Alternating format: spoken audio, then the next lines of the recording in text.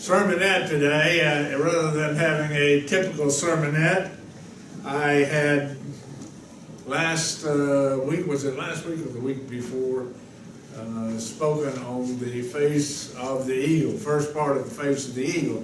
At the conclusion of that sermon, Kurt Kessler came up to me and he said, I looked in my Bible, and all of the things that you're saying at the start of the gospel is listed there as an introduction to the all four of the gospels. And he said, I have a New King James version of the Bible written, printed by Thomas Nelson. Thomas Nelson is a widely recognized publisher of Bible materials. And here is the thing that I had seen a lot of documentation for, confirming what we've been talking about now for Matthew, Mark, Luke, and starting on the Gospel of John. Those four faces that you see around the throne in the book of Revelation. So Hazel took me out and we bought a copy of that Bible. A little pricier than I wanted, but it really gives you some more information from another source. See, I have the book, The Four Faces of Christ, which was put out by a publisher in Michigan, but the book itself was originally written in 1853 by John Andrew Jukes, and it puts forth what he documents as being the attitude and understanding of the original primitive Christian church. We are primitive Christians. Why are we primitive Christians? You know, there are those who want to feel that being a primitive Christian is a pejorative, but actually it should be worn with a badge of honor, because we are primitive because we keep the same customs as the original church kept and the times of the Bible. And so that's a pretty good recommendation, pretty good confirmation that we're correct in what we believe. And so what is the opposite side of that coin? Modern Christianity.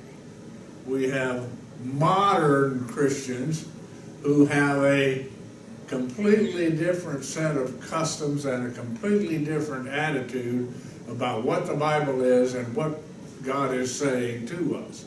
That's modern Christianity. It started to develop 100 years after the death of Christ and was confirmed and really adopted pretty much eventually wholesale about the year 350, when Constantine marched on Rome and declared the day of worship to be Sunday and not Saturday. And here we are violating the modern Christian precept of worshiping on Sunday. And we also violate the days which were kept. We keep those days like the Passover and not Easter. We keep the fall festivals, Trumpets Atonement, and the Feast of Tabernacles, and the last great day, I still call it the last great day at some times, although I was once corrected for saying that. The Bible calls it the, not the last great day, but the eighth day, yeah. And so we had that number 8 today already. But I'm going to in this sermon, I'm going to open up my new Thomas Nelson, new NIV Bible, and I'm going to read a couple of scriptures from out of this Bible, or not scriptures necessarily, but reference materials that we find in the Bible. First page of the book of Matthew, the first book in the New Testament. And there's a 2-paragraph introduction to the book of Matthew. It is written here as introduction to the book. Matthew is the gospel written by a Jew about a Jew. And that's what he's saying we should begin our understanding of the book of Matthew with, that it's written by a Jew about a Jew. In a minute, maybe we'll look over into the book of Revelation and see that it says Christ is the Lion of the tribe of Judah, King of the Jews. Matthew is the gospel written by a Jew to Jews about a Jew. Everything in the book of Matthew, as Thomas Nelson's publication puts it here, is from a Jew to a Jew about a Jew. Matthew is the writer. His countrymen are the readers. He's a Jew. The countrymen, the readers, are Jews. And Jesus Christ is the Jew about whom it is written.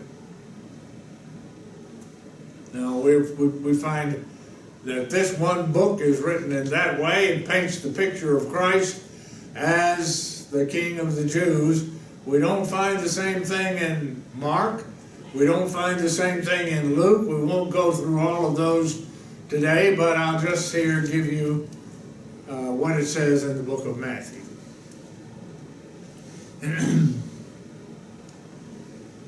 Matthew's design is to present Jesus as the King of the Jews. King of the Jews. What is the symbol of a king?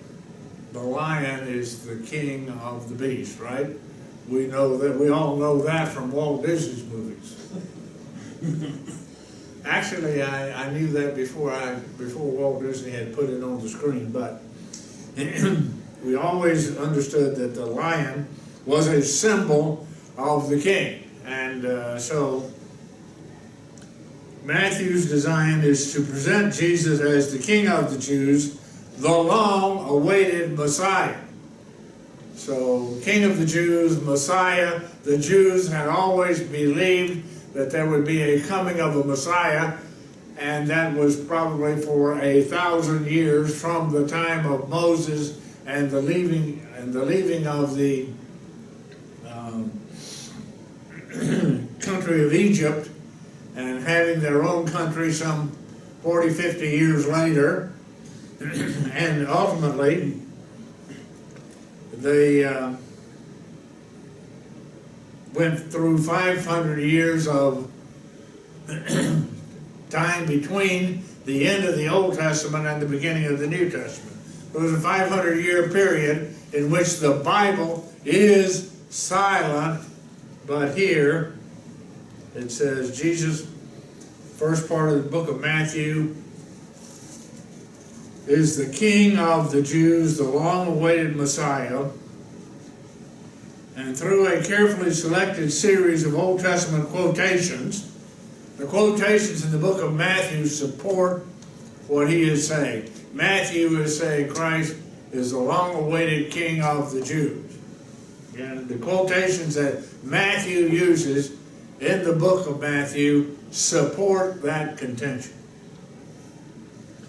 And so what's happened to me as I look at all of these different Gospels, the 4 different Gospels, and I look at them as reflecting one view or another view, you know, Matthew, the lion, Mark, the ox, Luke, the man, and John, the eagle. I look at them as I read something from those scriptures, it changes my reception of what I'm reading there. My understanding of what I'm reading is colored by all of these things, and I'm looking at what that gospel says about Christ. Through a carefully selected series of Old Testament quotations, Matthew documents Jesus Christ's claim to be the Messiah. His genealogy, baptism, message, and miracles all point to the same inescapable conclusion: Christ is King. Even in his death, seeming defeat is turned to victory by the resurrection, and the message again echoes forth: the King of the Jews lives.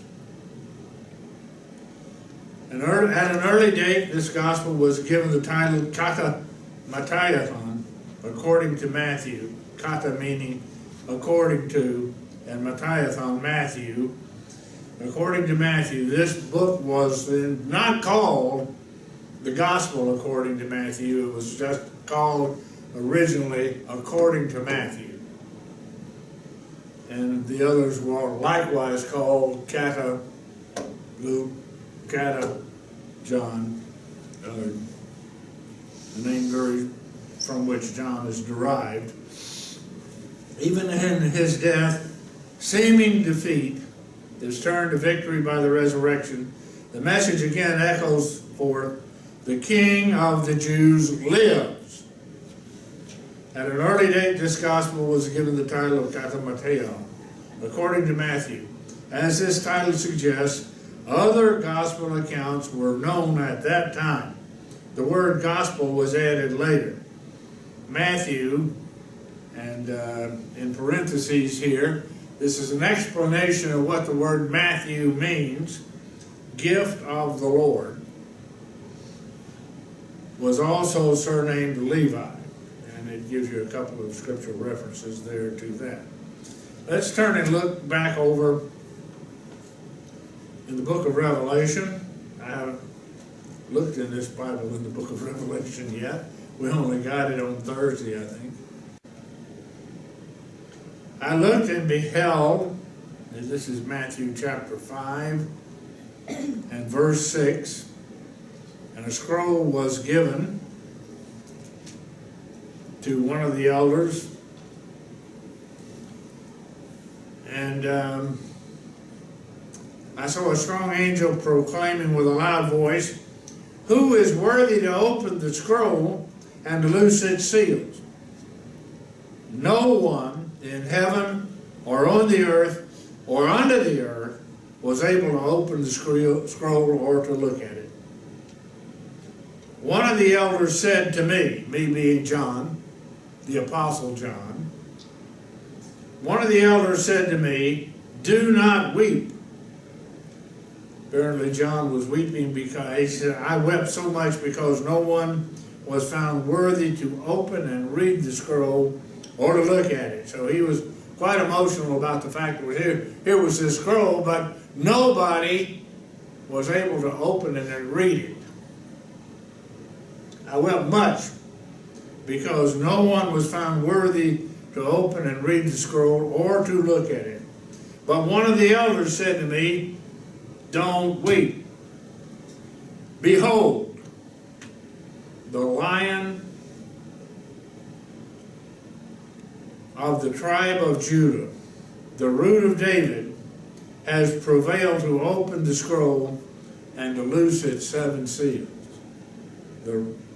So this is a description of Christ here, a set of titles really about Christ. The Lion of the tribe of Judah, the Jew about whom the Jew Matthew wrote to the Jews as a people to receive it. This Lion of the tribe of Judah, the Root of David, has prevailed to open the scroll and to loose its 7 seals. And then he saw the 4 creatures there in the throne. And so that's an explanation of the fact that the book of Matthew, it takes very little more than what I've read to you here. The book of Matthew is the face of the lion, as reported to us by Thomas Nelson. The book of Matthew begins with the genealogy of Jesus Christ. And that genealogy is put in there in the way that it is put in there to establish that Christ is a Jew and that he is the King of the Jews, because the genealogy doesn't go back to the beginning of time as Luke does in his genealogy, but it only goes back to Abraham. The book of the genealogy of Jesus Christ, the son of David, the son of Abraham. And then verse 2 starts, Abraham begot Isaac, and it goes on. There are 14, I made a mistake last week, said 40. I was speaking in Elmira, so you're getting the improved version. 14 generations from Abraham to David, and then another 14 generations from David until Jesus Christ. And so that genealogy is there, showing, first of all, he is a Jew descended from Abraham, and then second, he is a king descended from David. And that's what Matthew stakes the beginning of his gospel on, without any explanation for it. But when you read it and you understand these things, it is very interesting to see. So anybody wants to look at my new Bible, which is basically unread at this point, feel free to pick it up and look at it.